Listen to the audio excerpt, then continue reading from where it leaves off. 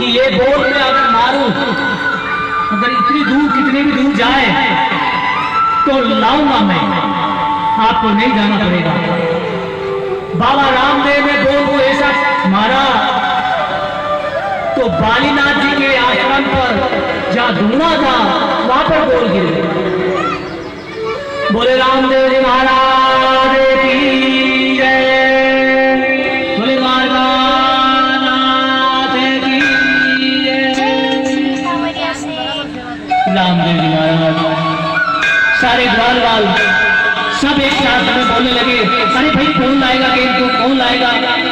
जैसे कृष्ण कन्हैया मथुरा वृंदावन में बोल खेलते थे वैसे ही एक ने कहा कि मैं तो मेरे बाप का एक ही बेटा हूँ, भाई मैं कैसे जाऊं। एक बोलने लगा, भाई मैं मेरे बाप का एक बेटा हूँ, मैं कैसे जाऊं।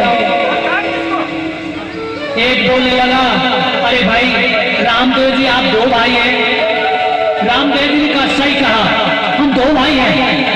विरमदेव मेरा बड़ा भाई है, मैं छोटा रामदेव हूँ। याद रखो मैं जाऊंगा बोलने के लिए, अगर मुझे भैरुया राक्षस अगर खा जाता है तो मेरा विरमदेव है, मुझे कोई चिंता नहीं। धन्य है प्रभु, हे द्वारकानाथ आपकी माया भ्रम पार है स्वामी, जगत पिता हे परमात्मा। बाबा रामदेव ने छलांग लगाया और दौड़ने लगे। दौड़ते दौड़ते जैसे कदम छलांग लगाने लगे, सारे ग्वाल जितने भी वहां पर खेलने वाले बच्चे थे उन्होंने कहा, अरे रामदेव रुक जाओ, मत जाओ मत जाओ, अरे भैरुया राक्षस खा जाएगा, भैरुया राक्षस खा जाएगा। थोड़े आगे कदम बढ़ते ही डाली बाई खड़ी हो जाती और कहने लगी, अरे भैया रामदेव मत जाओ, भैया रामदेव मत जाओ, मैं आपको रोकती हूँ, मेरे भाई आपको भैरुया राक्षस खा जाएगा, मेरी बात मानो, मैं आपकी बहन हूँ। हे रामदेव माने। रामदेव ने कहा, हे डाली भाई संसार में मेरा कोई कुछ नहीं कर सकता, विश्वास करो मेरा। अपने भैया पर विश्वास नहीं, जाओ चिंता ना करो।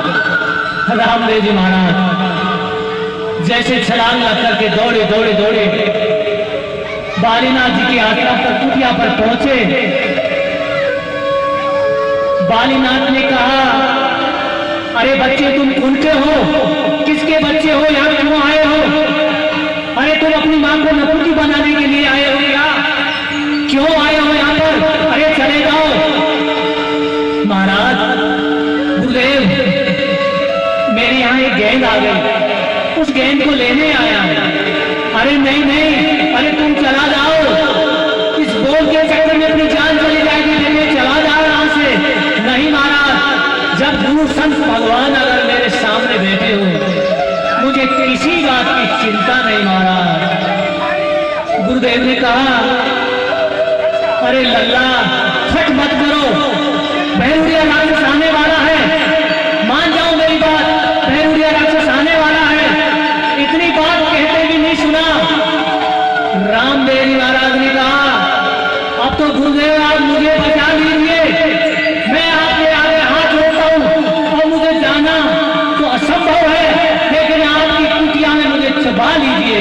बोले रामदेव जी महाराज की जय, बोले द्वारकानाथ की जय, बोले सच्चे दरबार की जय, बोले कृष्ण कन्हैया लाल की जय।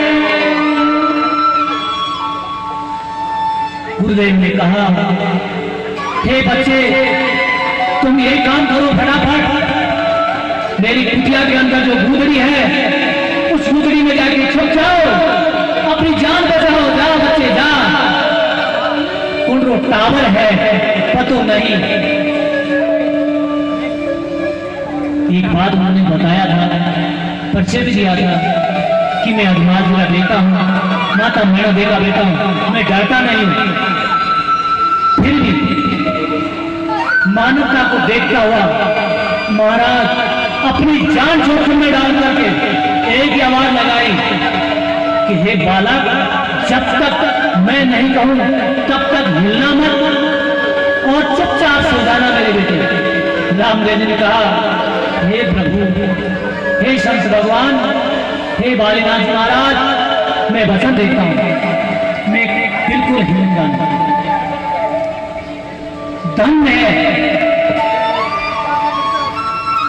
जैसे भैरुड़िया राक्षस हाहाकार मचाते हुए आया और ऐसे चिल्लाते हुए आया, मानस की लहर आ गई, मानस की बास आ गई, मानस की बास आ गई।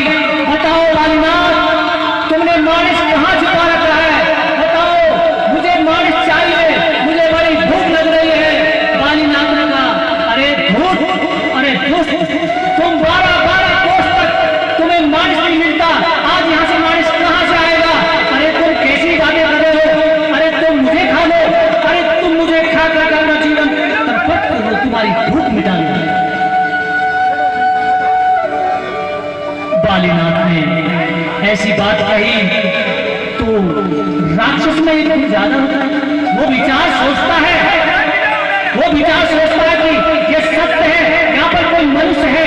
तो उन्होंने बालीनाथ को धक्का मारा और धक्का मारते हुए कहा, मैं अंदर कुटिया में जाता हूं, मानस छुपा रखा है। धन्य है प्रभु, हे द्वारकानाथ, आपकी माया परंपार है। भगवान मेरे द्वारकानाथ गूदड़ी के अंदर सो रहे हैं और जैसे ही भैरुड़िया राक्षस अंदर आए कुटिया में और पैर हिलाया, पैर के ऊपर से गूदड़ी हिली और भगवान ने सोचा कि अब मेरी गूदड़ी को ये खींचेगा, पक्का खींचेगा, राक्षस है, छोड़ेगा।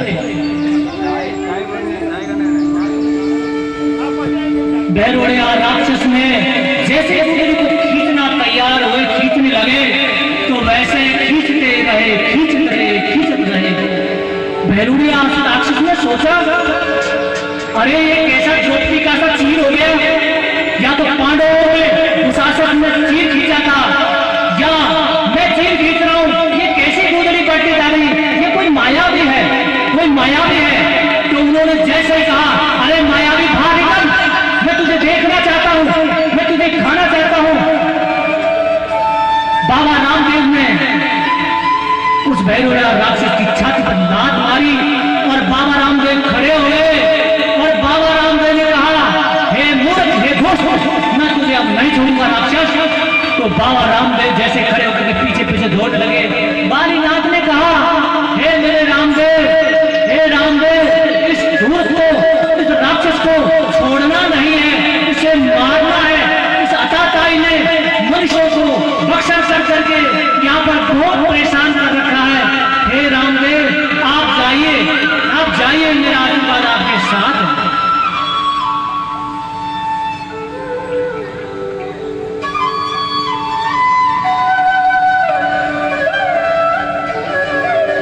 रामदेव जी महाराज ने भैरुड़िया राक्षस के पीछे पीछे दौड़ते रहे। भैरुड़िया राक्षस थक गया और चरण में गिर गया भगवान रामदेव जी के। रामदेव जी महाराज ने कहा, खड़े हो जा राक्षस, बोल, तूने इस प्रजा को बहुत खाया, यहाँ की प्रजा को बहुत दुखी किया, आज मैं तुझे मार करके मैं शांति प्रदान करूंगा, यहाँ धर्म स्थापना करूंगा। हे नाथ, मेरी रक्षा करिए, हे स्वामी, मेरी रक्षा करिए। मैं राक्षस कुल से हूँ, मेरी जो प्रकृति है, मैं राक्षस हूँ। भगवान, ये शरीर मुझे आपने दिया है, मैं कुछ वरदान के कारण, हे स्वामी, इस शरीर में प्रवेशता हुआ। मेरा स्वभाव है राक्षस योनि का, ऐसी प्रकृति है मेरी भगवान। ऐसी प्रवृत्ति से जीना अच्छा नहीं है। रामदेव महाराज ने कहा, सुनो, तुमने मेरे कर्म हुए हैं, तुमने सच बात बोली है, तुम्हारी जो राक्षस योनि है, तुम्हारा ऐसा विचार है, लेकिन मैं आज से कहना चाहता हूं कि आज से तुम्हें हर महीने में मीठा प्रसाद मिलेगा। यहाँ पर रोनी जाके यहाँ पर आपको मीठा प्रसाद मिलेगा और साल में एक मेरा मेला लगेगा, उसमें 1 लाख